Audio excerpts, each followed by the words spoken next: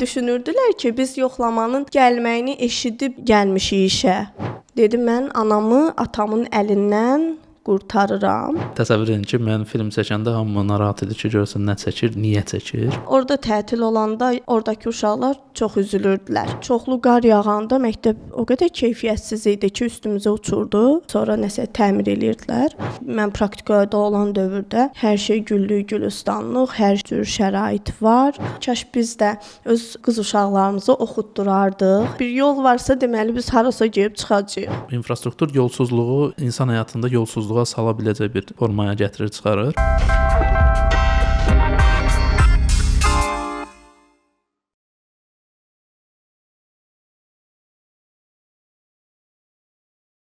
Salam dostlar, siz Podkast Kimi Adam layihəsini izləyirsiniz. Mənim adım Səməddir.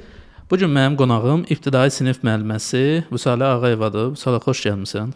Xoş gördük Səməd. Dostlar, biz ara-sıra təhsil mövzusunda podkastlar çəkirik. Bugünkü podkast təhsil mövzusunda olan podkastlardan həm oxşarlığı var, həm müəyyən bir fərqi var. Fərq ondadır ki, artıq 1 ildən çox keçib üstündən sənədli film çəkmişdim. Lənkəranın ucqar kəndlərindən birində. Bu kənddəki təhsil şəraiti ilə bağlı idi bu sənədli film. O filmə linki mən videonun altında qeyd edəcəm. Keçid edib ona baxa bilərsən. Yəni, bu podkast yayımda olanda artıq mən o filmi də YouTube-da, digər kanalımda yayım üçün açıq qoyacağam. Bu gün biz Vüsalə ilə onun haqqında danışacağıq. Bu arada Vüsalə həmin filmin Yolsuzluq adında filmin baş qəhrəmanıdır. Ta əvvəldən başlayaq. Sən Lənkəranın Ucqardağ kəndində dərs demirsən 4 il ərzində və bu sənin təhsil alandan sonra ilk müəllimlik praktikan olub. İndi bunun haqqında sən özün daha ətraflı danışarsan, amma istəyirəm lap əvvəldən başlayaq. Nə cür oldu ki, sən qərar verdin ki, gedəcəksən Ucqardağ kəndində müəllimə kimi işləyəcəksən ki, oranın infrastrukturu sıfıra yaxındır da, yəni mən belə deyərdim. Əvvəla hər kəs salamlayıram. 2020-ci ildə mən universiteti bitirdim. Universiteti bitirəndən sonra 2 seçim arasında qaldım. İşləmək, yoxsa təhsilimi davam etdirmək. Və düşünəndən sonra qərar verdim ki, ən optimal variantı olardı ki, işləyim. Həm ixtisasım üzrə təcrübələr əldə etmək üçün, təcrübə qazanmaq üçün, həm də maddi azadlıq əldə etmək üçün və beləliklə müəllimlərin işə qəbul imtahanında iştirak elədim. Lənkəran rayonunun ən ucqar kəndi olan Teado kəndinə təyinat aldım. Yaxşı, ora təyinat alandan sonra ki, xəritədə ən azından axtaranda Google Maps-də adam görür ki, o hardadır da, nə qədər uzaqdır. Bal toplayır adam, məktəblər seçirsən, amma bilmirsən də hara olacaq. İndi seçim ki, dəqiqləşdi ki, ora düşmüsən. Nə cür oldu? Sən bunu qəbul edədin ki, gedəsən, orada tək qalacaqsan, qohum yox, yaxın adamlar yox. Deməli 60 bal idi o vaxt maksimal bal, işə qəbul balı. Mən 60 baldan 52 bal toplamışdım və rəqabət biraz müəllimlər daha yaxşı bilər. 52 bal o vaxt biraz çətin idi şəhərdə işləmək. Mən həm öz evimə yaxın yerləri yazdım, həm də rayonları yazdım. Yəni mən artıq bu qərarı vermişdim ki, hara olur olsun mən çalışacağam, işləyəcəm. Ucqar kəndləri də yazmışdım seçimdə. Bundan sonra mənim üçün fərqi yox idi. Yəni hansı rayon olur olsun, mən Lənkəranda yazmışdım, Yardımlığında yazmışdım. Yəni Cənub zonasını yazmamda əsas səbəb həm də o idi ki, özüm də o ərazilərdə böyümüşəm. Düşündüm ki, çox da belə qərib olmayacaq. Biraz insanlara qəribə gələ bilər. Mən araşdırmamışdım. Yəni yazdığım kəndləri, rayonları araşdırmamışdım ki, necədir, şəraiti necədir. Amma qəbul olandan sonra artıq araşdırmağa başladım və məlum oldu ki, heç o yer xəritədə belə Aydın görünmür. Aydın görünmür. İnternetdə kifayət qədər məlumat yox idi. Sadəcə müəyyən şəkillər var idi. Belə deyim də, qəbul olandan sonra başladım belə bu kimi şeyləri araşdırmağa. Sonra yavaş-yavaş məlum oldu ki, orada qaz yoxdur, yolsuzluqdur və yavaş-yavaş bunları öyrəndim. Amma buna rəğmən yenə də içimdə qorxu yox idi. Əksinə həyəcan var idi ki, yəni artıq mən işləyəcəm öz sahəm üzrə belə. Sən Lerikdə böyümüsən də özün. Valideynlər nə dedi? Onlar bir etiraz etdilərmi, dedilərmi hazırlaş, gəlin il gedərsən, yoxsa razılaşdılar? Nə cür baş verdi bu? Valideynlərim təbii ki, narahat idi. Biləndən sonra ki, mən hara təyinat almışam, narahat idilər, təsir eləməyə çalışırdılar. Çünki onlara da təsir eləyənlər var idi. Kim ki, həmin kəndi bilirdi, şəraitsizliyi də şəraitsizliyi, bəli. Amma insan məqsəd qoyanda və əziyyət çəkəndə, o məqsəd artıq çatanda, onun bir addımlığında olanda qarşına çıxan maneələri dəf eləyə bilirsən. Ona görə də, yəni bunlar mənə əngəl olmadı, çünki mən artıq öz qərarımı vermişdim.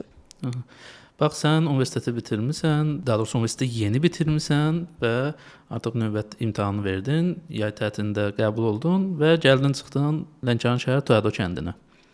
İlk təəssüratların, ilk dəfə görəndə, onu istəyirəm xatırlayıb bizlə bölüşəsən. Və kimlə getdin ilk dəfə ora? İlk dəfə ora atam, mən və bibim oğlu maşın idarə eləyirdi və hələ də o günü xatırlayıram, hələ də xatırlayanda həm gülürəm, o həyəcanı indi də yaşayıram. Çox uzun bir yol gedəsi olduq, düzdür, deyirdilər çox uzaqdır falan, amma mən düşünürdüm nə qədər uzaq ola bilər ki. Yəni məsələ əslində burada uzaq olmaqdan da getmir, o yolun çətin, yolsuzluğun olmağı ora həll çatan eləmirdi oranı. Aha, daha gec normalda daha tez gedə biləcəyin yolu 1-2 qat daha gec gedib çatırsan. Və biz də gedirik, yol enişli, yoxuşlu yollardır, meşəliklə əhatə olunub. Bir adam belə yoxdur ki, soruşasan ki, hara gedim? Hara gedim? Atam daha çox narahat idi. Sual verəndə bibim oğluna xatırlayıram ki, dedi ki, bir yol varsa deməli biz harasa gedib çıxacağıq. Bu yol çəkilibsə. Onu da qeyd edeyim ki, həmin yol hansı ki biz Masallıdan gedirik, o yolu Tuado kəndindən bir şəxs öz şəxsi vəsaiti hesabına çəkib illər əvvəl. Sadəcə artıq baxımsız vəziyyətdə olduğuna görə yağış suları yuyub aparır və s. Yəni torpaq yoldur. Yəni ona görə o yol pis vəziyyətə qalıb. Ora Tuado kəndinə 2 yol gedir. Biri Lənkəran ərazisindən, bir də Masallı ərazisindən getmək olur. Lənkəran ərazisindən ona görə getmirlər ki, yəni təsəvvür eləyin, deyirlər ki, o yol bərbad gündədir. Biz onsuz da bərbad vəziyyətdə gedib ora çatdıqda, yəni çox çətin gedib çatdıq. Siz Masallı ərazisindən getdiniz. Aha, biz Masallı ərazisindən getdiniz və o yol bərbad idi, amma Lənkəran ərazisindən getmədiz ona görə ki, dedilər o daha da bərbad. Bəli. Aha. Mən bir dəqiqləşdirmədim. Mənim getdiyim, biz ki bir yerdə etdik, o yol Lənkəran ərazisindən gedən yol idi. O Masallı ərazisindən, Boradigahdır. Aha, Boradigah kəndindən. Necə deyirlər, az getdi, üz getdi, dərə təpə düz getdi, gedib çatdıq Tuado kəndinə. Təəssüratım artıq yol boyu yaranmışdı, amma belə deyim də, təbiət gözəl, təbiətlə söz ola bilməz. Bu gözəlliklərlə bərabər çətinliklər də ilk olaraq nəzərə çarpdı. İnsanların maddi olaraq çətin vəziyyətdə olmağı, həmçinin şəraitsizlik, yəni ilk olaraq bu nəzərimə çarpdı. Yaxşı, kəndin özünə gəlib çatdınız. Yadında hər hansı bir şey qalıbmı ki, onu gördün və çox təəccübləndin? Yəni infrastrukturun olmaması, insanların maddi durumunun yaxşı olmamasından savayı. Mənim məsələn də maraqlı ki, siz gedən gün günəşli gündür, ya yağışlı, çünki mən gedəndə biraz yağış yağmışdı, o biabırçılıq idi. Yox, biz gedəndə yağış yağmamışdı hələ. Dağılmış evlər çox idi. Köhnə evlər. Baxımsız. Bəli, baxımsız evlər daha doğru olar demək. Məktəbi uzaqdan gördüm. Düzdür, yenə hava yağışlı değildi deyə belə bir problem görünmədi gözümə. Düşündüm, rahat olar gedib gəlmək. Əlavə nəsə xatırlamıram. Belə ilk olaraq dediklərim. Yaxşı, siz çatdınız Tuado kəndinə və atan da, bibin oğlu da oradadır. Orada mənə maraqlıdır, atan nə reaksiya verdi, nə dedi? Sən buradan necə yaşayacaqsan, düzdür, çox çalışırdı, bildirməsin, öz narahatlığını hiss eləyirdim bunu, amma müəyyən qədər bildirirdi. Biraz qaldılar, necə deyirlər, yerləşdim bir evə, necə deyirlər, tapşırdılar məni. Ondan sonra çıxıb getdilər. Sən ora gedəndə başqa müəllimələr var idi, yoxsa yəni səndən bir evdə qalan, yoxsa necə? İlçili. Var idi qadın müəllimlər, amma həftədə 2 dəfə ya səhv eləmirəmsə 3 dəfə gəlib gedən müəllimlər var idi, amma daimi qalan qadın müəllim yox idi.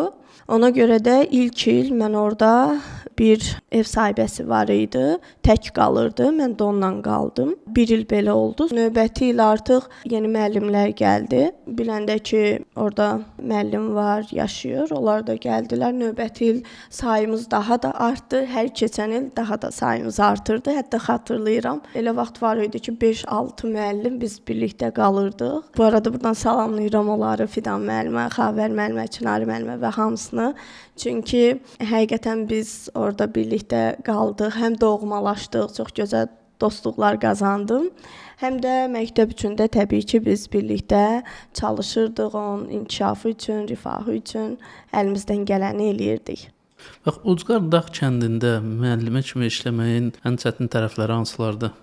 İlk olaraq sevdiklərindən, ailəndən uzaq qalırsan, yəni kilometrlərcə uzaqdasan. Ayda bir dəfə ya görürdü, ya daha gec mən onları görürdüm. Təbii ki, bu ən çətin tərəfidir. Başqa çətinliklər də var, amma sən özün o çətinlikləri həll edə bilirsən. Dövrümüzdə tələb olunan bacarıqlardan da biri odur ki, problem həll etmə bacarığı. Mən deyərdim ki, Ucqar kənddə işləyəndə insanın problem həll etmə bacarığı inkişaf eləyir. Çünki tək qalırsansa, heç bir dəstək yoxdur. Hər hansısa bir problemlə üzləşirsənsə, müxtəlif variantlar fikirləşməlisən, bəzən daha tez onu həll eləməlisən. Yəni özün, hər şeyi özün eləyirsən. Çətinliklərin öhdəsindən də özün gəlməlisən. Bu baxımdan əslində bir fərd olaraq insanın inkişafına bunlar müsbət təsir eləyir. Amma sevdiklərindən, ailəndən uzaqda yaşamaq təbii ki, bu çətin tərəflərindən biridir. Yaxşı, sən ora ilk dəfə gedəndə kənd cəmaatının münasibəti necə idi? Nə də olmasa sən ora yad bir şəxs idində, kənardan bir müəllimə gəlib, TV-də bir serial da yayımlandı da ki, bir müəllimə Ucqar kəndə gedir dərs deməyə. Düzdür, mən o seriala baxa bilmədim. Bəzi epizodlarını gördüm. Hər halda nə cürdür münasibət sənə? Yaxşı idi, çox yaxşı qarşıladılar. Hətta təəccüblənirdilər ki, necə olur da, yəni belə gənc bir qız tək yaşayacaq. Sonralar, yəni mən bunun fərqinə vardım ki, bu cür düşüncələr formalaşıb olar da, amma ilk olaraq müsbət qarşıladılar, isti qarşıladılar. Amma sonradan hətta mənə belə bir sözlər deyirdilər ki, kaş biz də öz qız uşaqlarımızı oxutdurardıq. Əslində bu müsbət cəhətdir. Qadın müəllimlərin Ucqar kənddə işləməyinin deyərdim ən müsbət cəhətlərindən odur ki, kənd cəmaatında bir fərqindəlik yaranır ki, deməli qız uşağı da oxuya bilərmiş. Qız uşağı da tək hardasa yaşaya bilərmiş. Yəni bu belə bir fərqindəlik yaranır. Amma sonra artıq onlar üçün də adiləşdi. Sonra başqa müəllimlər də gəldi, adiləşdi. Qadın müəllimlərin ora getməyi məktəbə də çox müsbət təsir elədi. Qız uşaqların məktəbə gəlməyi, onların dərsə davamiyyəti baxımından filmdə də bu məsələlərə toxunmuşuq. Filmdə bu məsələlərə toxunulub. Bax, siz universitetdə oxuyan vaxtda yəqin ki, siz praktika aparmışlar da Bakıdakı hansısa məktəblərə. Amma faktiki iş dövrün düşdü Ucqar kənddəki bir məktəbə. Səncə bu şəhərdəki şagirdlərin dərsə münasibəti ilə o Ucqar kənddə yaşayan şagirdlərin dərsə münasibəti, ümumiyyətlə onların tələbləri nə cür fərqlənirdi? Bəli, mən praktikada olmuşam, özdə ən yaxşı özəl məktəblərin birində. Mən praktikada olan dövrdə hər şey güllük, gülistanlıq, hər cür şərait var. Şagirdlər hər şeylə təmin olunub, amma Ucqar kənddə isə bu belə deyil. Əvvəla məktəbin maddi texniki bazası çox zəifdir. Məktəb ancaq sinif otaqlarından ibarət olmamalıdır da. Yəni məktəbin bir zəngin kitabxanası, idman zalı, laboratoriya və s. Amma o məktəb baxmayaraq ki, Tədo kəndindəki məktəb 2010-cu ildə inşa olunub, amma ancaq sinif otaqlarından ibarətdir. Ayaq yolu belə yox idi. İnsanlar öz hesabına nəsə orada düzəltmişdilər. Hətta çoxlu qar yağanda məktəb o qədər keyfiyyətsiz idi ki, üstümüzə uçurdu. Sonra nəsə təmir edirdilər. Ona görə də uşaqlar şəhərdəki uşaqlar kimi nə texnologiya belə əl çatan deyildi, nə kitabxana, zəngin kitablar.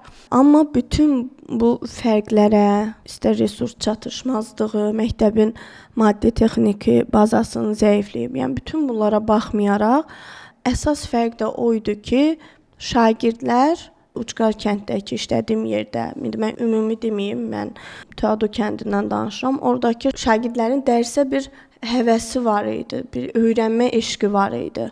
Bütün o çətinliklərə baxmayaraq. Hətta mən bunu bir neçə dəfə demişəm. Şəhərdə indi bizim hər kəsin ətrafında olur. Tətil olanda adətən uşaqlar sevinir ki, tətildir, məktəbə getməyəcək. Orada tətil olanda oradakı uşaqlar çox üzülürdülər. Çox üzülürdülər, tətildir, haçan bitəcək, soruşurdular tətilin müddətini və s. Yəni üzülürdülər tətil olanda. Çünki məktəb onlar üçün hər şey idi. Həm sosiallaşdıqları yer, həm oyun oynadıqları, hər şeydə. Yəni məktəb onlar üçün hər şeydir. Çünki o uşaqların başqa fəaliyyəti yoxdur axı. Ancaq məktəb də onların sosiallaşdığı yer. Dedin ki, orada tualet yoxdur. Yəni bildiyim qədərilə indi orada nəyinsə bəlkə də tualetdə də onun inşasına başlayıblar. Bir də biraz gülünc və bəlkə də ədəbsiz də səslənə bilər bu barədə danışmağımız ki, bunlar oturub orada tualet deyirlər, amma şəhərdə bir məktəb təsəvvür edin, orada tualet yoxdur, idman zalı yoxdur. İndi deyə bilərlər ki, okey, dağ yeridir, onsuz orada elə dağa çıxıb düşmək idmandır. Amma idman ancaq da bu deyildi. İdman zalında sən müəyyən məşqlər edə bilərsən ki, gələcəkdə bəlkə idman karyeralı qurarsan və s. Yox, idman zalı olmasın, ən azından kitabxana olsun. Yəni bir balaca bir sinif otağın kitabxana eləyiblər məcbur. Çünki yoxdur, alternativ bir şey yoxdur. Dostlar, indi kim ki izləyəcək bir şey dedim ki, biz filmdə göstərə bildiyimiz həddə nələrsə göstərmişik. Mən düşünmürəm ki, çox ideal bir film ortaya qoymuşam, bunu bilirəm, amma bunu qeyd etmək istəyirəm ki, həqiqətən göstərə bildiyimiz həddə nəsə göstərmişik. Yəni bu asan deyil ki, sən gedəsən kənddə film çəkəsən. Təsəvvür edin ki, mən film çəkəndə hamı narahat edir ki, görsən nə çəkir, niyə çəkir. Bax, filmdə göstərə bilmədiyimiz, amma orada olan problemlərdən yadında qalan nə var bu məktəbdən savayı? Uşaqların ehtiyacları, hansı ki sağlamlıqla bağlı, filmdə də o göstərilib ki, öskürürlər. Xəstəliklər çox tez-tez baş verir, tez-tez yayılır uşaqlar arasında və bundan başqa nəsə bir problem olanda xatırlayıram ki, uşağın dişi ağrıyırdı. Çox kəskin ağrıyırdı. Dərsə davamlı gəlmirdi və mən maraqlanmağa başladım. Məlum oldu ki, atası onu həkimə aparmır. Yəni bir var apara bilmir, bir var aparmır. Atası müəyyən problemləri var idi. Kənddə həkim yoxdur. Heç bir ilkin tibbi yardım göstərəcək həkim yoxdur. Yəni uşaqlar bu kimi xəstəlik hallarında, düzdür, kiminsə biraz maddi olaraq yaxşıdırsa vəziyyəti, aparır həkimə, yaxşı müalicə elətdirir. Amma əksəriyyətdən mən danışıram ki, maddi çətinlik çəkirlər. Ona görə də onları, uşaqları uzaq bir məsafəyə aparmaq, yol pulu çoxdur. Uzaq bir məsafəyə aparıb uşaqları müalicə elətdirmək çətin olurdu. Məsələn, bu tipli şeylər filmdə işıqlandırılmayıb, işıqlandıra bilməmişik. Danışmışıq da sadəcə orada da o barədə. Sən daha doğrusu danışmısan. Bəli. Bundan başqa ailə məişət problemləri, qadın hüquqlarının pozulması, dolayısıyla həm də uşaqların hüquqlarının pozulması ailədə bu tipli hallar olurdu. Bunu festivalda da demişdim. Hansı ki 5 yaşlı uşağa mən dərs keçirdik və mövzumuz ailəyə yardım eləmək baxımından da özümüzdən böyüklərə, qocalara müzakirə aparırdıq. Mən sual verdim ki, sinifə özünüzdən böyüklərə necə kömək eləyirsiniz? Necə dəstək olursunuz? Uşaqlardan biri qayıdıb mənə dedi ki, mən anama kömək eləyirəm. Soruşanda ki, necə kömək eləyirsən?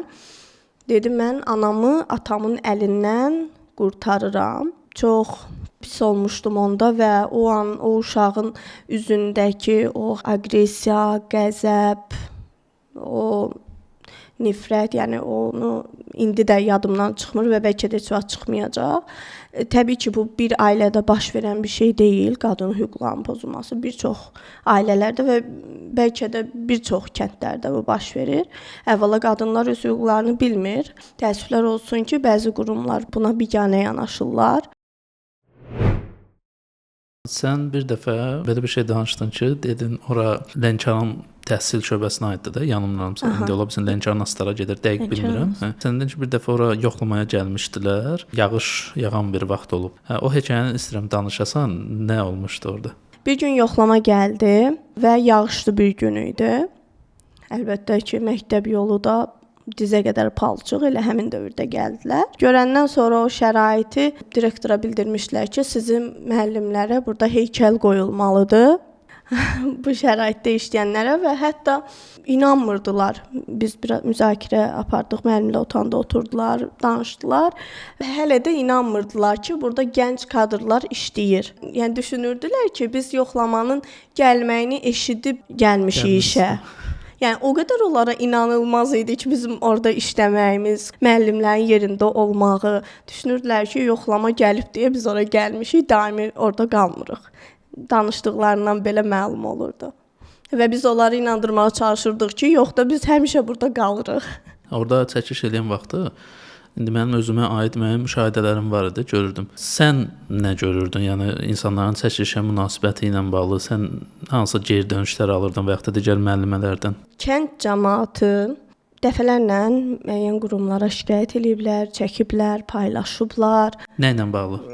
Yolla, yolsuzluqla bağlı. Yol bu dizə qədər palçıq olur. Uşaqlar məktəbə gedib gəlir. Onu çəkib paylaşmışdılar. Hətta bir ara deyirdilər, televiziyadan gəlib çəkiliş eləyəcəklər, amma gəlmədilər. Yəni oraya heç kəs gəlmək istəməz və ya da bir dəfə gələn ikinci dəfə gəlmək istəməz. Əlbəttə. Çünki maşın sıradan çıxır, adam özü həyatından nifrət edir, sən elə bilirsən ki, hansısa dəhşət filmində ki, görürsən insan düşür belə bir yolsuzluğa, itib hardasa batır, belə təəssürat yaranır. Yəni məndə yaranan təəssürat o idi.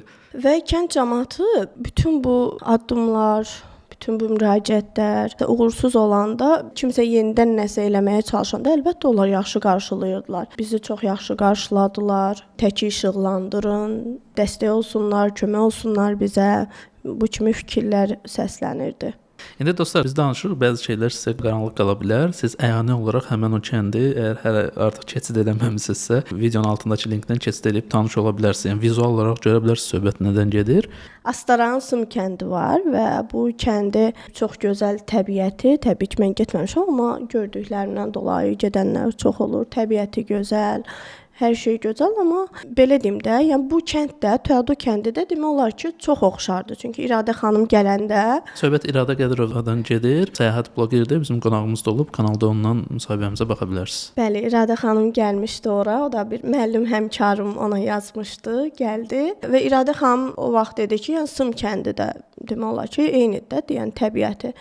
Təbiət gözəl, çay plantasiyaları var, turistik bir yerə də çevirmək olar.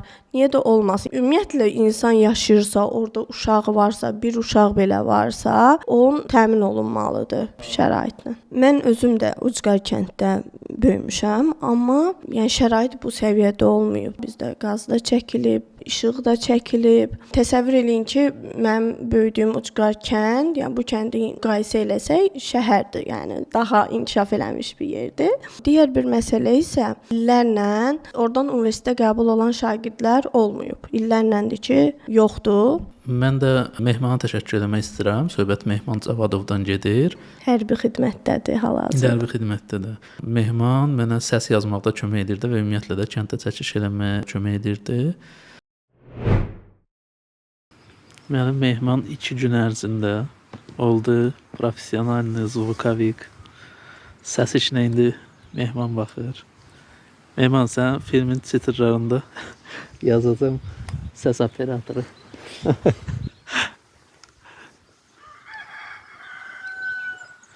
Mehman indi kəndin ambiyans səsini yazacaqmışsın.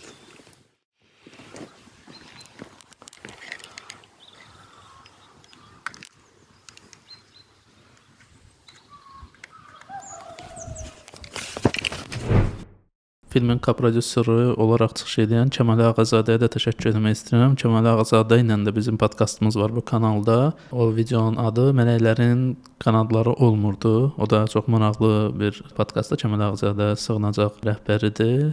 Bir çoxunuz onu tanıyırsınız. O daima xüsusilə uşaqlarla bağlı olan məsələlərdə dəstək olmağa və yardım etməyə çalışır. Bu film Sevil Film Festivalında nümayiş etdirildi. Bu podkast yayımlanan vaxtda yəqin ki, artıq Bakı Beynəlxalq Filmlər Festivalında da nümayiş ediləcək. Mən çox arzulayardım ki, həmin kənddə infrastruktur qurulsun, ora yol çəkilsin, oradakı insanlar daha yaxşı yaşasın. və oradakı uşaqların da ki, mənim orada çəkdiyim uşaqların bir neçəsi bildiyim qədərilə artıq orada deyillər də, başqa imtahana köçüblər. Artıq mən orada işləyəndə 40 neçə nəfər şagird var idi, amma hal-hazırda 20 neçəyə düşüb say. Yəni biz dəqiq bilmirəm. Biz ki bəzən şikayətlənirik, niyə hamı Bakıya gəlir? Yəni orada infrastruktur qurulsun, şərait olsun ki, onlar da gəlməsin. Bu arada kənd cəmaəti nə ilə məşğuldur, nə iş görür soruşmaq istədim, amma xatırladım ki, bu barədə filmdə danışmışıq. Ona görə yaxşı olar ki, insanlar bunu elə filmdə izləsinlər. Yaxşı, sən indi müəllimlik, ibtidai sinif müəllimliyi və yaxud da digər fənlər üzrə müəllimlikdən təhsil alan gənc kadrlara nə tövsiyə edərsən, əgər onlar da Uzqar kənd seçsələr və belə infrastruktursuz, şəraitsiz bir kəndə düşsələr və yaxud da seçmək istəsələr belə bir yeri, həmin şəxslərə nə tövsiyə edərsən? Əvvəla, istər ixtisas seçimi olsun, istər bu tipli qərarlar olsun, onun məsuliyyətini dərk eləmək lazımdır, sonra addım atmaq lazımdır. Çünki həqiqətən də elə yerlərdə müəllimə çox ehtiyac var, yaxşı müəllimə, insanları maarifləndirən, uşaqları dəstək olan, təhsildən əlavə uşaqlara motivasiya verən müəllimlərə çox ehtiyac var. Ona görə də ilk olaraq bunun məsuliyyətini dərk eləməlidirlər. Məsələn, mən universiteti bitirən kimi qayğısız bir həyatdan birbaşa belə qayğılı bir həyata addım atdım. Amma deyim ki, mən çox belə dərinliklərini bilirdim. Yox, amma mən artıq işin içində ola-ola o təcrübəni qazandım. Nə yaxşı ki də qazandım. Getməmişdən öncə mütləq araşdırsınlar. Əgər bunu həqiqətən hazırdırlarsa, getsinlər. Bu çox önəmlidir. Bax, sən yenidən hər hansı bir Uzqar kənddə dərs deyəsi olsaydın, yenidən gedərdin, yoxsa necə? Gedərdim və bunu səmimi qəlbdən deyirəm. Çünki 21 yaşındakı mənlə indiki mən arasında çox fərq var. Mən indi ora getsəm, indiki qazandığım təcrübələrlə orada daha fərqli şeylər eləyərəm. Ona görə də orada və yaxud da başqa o tipli bir kəndlər olsun. Düzdür, indi də onsuz da mən internat məktəbində işləyirəm. Elə bir qayğıya, həqiqətən də uşaqların yaxşı müəllimə, dəstəyə, qayğıya ehtiyacı olan bir məktəbdə işləyirəm. Hal-hazırda da fəaliyyətimi orada davam etdirirəm və gələcəkdə də davam etdirməyi düşünürəm. Burdan ayrılası olsam, belə olsa ki, nəsə bir təklif gəlsə Ucqar kənddə və yenə deyirəm, ailə şəraitim ona icazə versə, istəyərdim. Çünki bunun tez-tez fikirləşirəm ki, kaş yenə mən orada işləyərdim, bunu eləyərdim, onu eləyərdim, amma 4 ildən sonra məcbur olub, belə deyim, bu qərarı verdim ki, oradan ayrılım. Təşəkkür edirəm gəldiyinə görə, bölüşdüyünə görə. Əslində belə bir uzun podkast eləmək planımız da yox idi. Əsas məqsəd o idi ki, bu podkastdan tanış olub filmi izləyəsiz və mən çox ümid edirəm ki, bu podkastdan sonra və bu film yayımlanandan sonra o kənddə müsbət yönə nəsə dəyişiklik olar, o kənddə həqiqətən həkim olar. Amma ilk növbədə o kəndə bir yol çəkilər. Sonra, çünki yol oranın başlıca problemidir. Ora yol çəkilsə, ora müəllimlər də getmək istəyər, həkim də getmək istəyər, başqa infrastrukturla bağlı məsələlər də öz həllini tapa bilər, amma bir yol ki, o yolda maşın gedəndə belə məhv olur. O yolla heç maşın da getmək istəməz, getsə də qat-qat artıq qiymətə gedər. Bu yolsuzluq, hər tərəfli yolsuzluq, yəni infrastruktur yolsuzluğu insan həyatında yolsuzluğa sala biləcək bir formaya gətirir, çıxarır. Mənim sonradan bu elə də önəmli olmur paylaşmaq, amma çox istəyərdim ki, həm bu podkastı, həmən filmi ki, keçid edib baxmağınızı şiddətli formada tövsiyə edirəm. Paylaşasınız. Hamı paylaşsın, Facebook, Instagram, müxtəlif şəbəkələrdə paylaşın ki, buna aidiyyatı qurumlar bir reaksiya versinlər. Bu belə olmasın ki, nətər ki, vaxtı ilə gəliblər, çəkiblər, orada nəsə paylaşıblar internetdə və yaxud da hansısa televiziya bəlkə işıqlandırıb, sonra da yaddan çıxardıblar, hər kəs öz həyatına qayıdıb və belə də davam edib. Mən çox istərdim ki, belə olmasın. Mən çox istərdim ki, oradakı uşaqların gələcəyə ümidi olsun. Nəyə görə belə deyirəm? Siz filmdə bununla bağlı məlumat eşidərsiniz, daha aydın olar. Bizi sosial media hesablarından izləyə bilərsiniz. Facebook, Instagram, TikTok, Telegram, WhatsApp. Onlarda abunə olun. Telegramla WhatsApp-a abunə olun. Orada sadəcə yeni buraxılışlar mən paylaşıram. Bizim layihəyə Coffee Hall üzərindən ianələr edərək dəstək ola bilərsiniz. Yaxşı olar ki, siz həm də şərhlərdə öz fikirlərinizi yazasınız.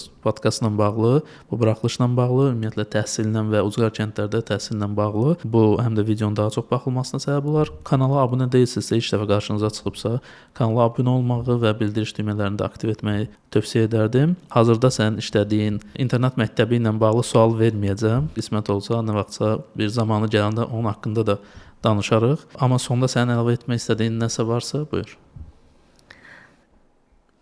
Heç bir şey, yəni demək olar ki, bir çox şeylərdən danışdıq, bəlkə danışmadıqlarımız da qaldı. Amma mən də çox ümid eləyirəm ki, bu podkastdan sonra nəsə bir işlər görülər filmdən sonra, çünki bir var nəyisə ancaq danışırsam, bir də var ki, əyani olaraq, vizual olaraq onu görürsən. Düşünürəm ki, filmi görəndən sonra insanlara daha aydın olacaq. Baxmayaraq ki, biz hələ ora tam əhatələnməyib, məhdud şəraitdə çəkilib film, amma yenə də düşünürəm ki, müəyyən qədər bir fikir formalaşacaq. Çox sağ olun. Sonda da həmişəki kimi hamınıza sağlam və xoşbəxt olmağı arzu edirəm. Özünüzə yaxşı baxın. Hələlik.